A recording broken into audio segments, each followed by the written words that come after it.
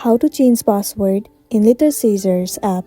It's pretty simple and a quick process, so without any further delay, let's jump right into the video.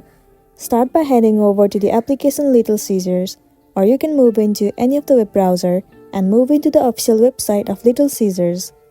Once you're in the official website, now the next thing you want to do is enter your login credentials and make sure that you are logged into your specific account.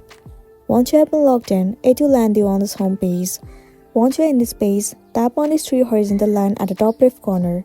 You can see the option of change password. Click on it.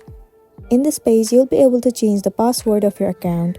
First of all, enter the current password that you have been using, and then create a new password. After that, re-enter your new password. Once you have entered all the password, tap on change password, and then you'll be good to go.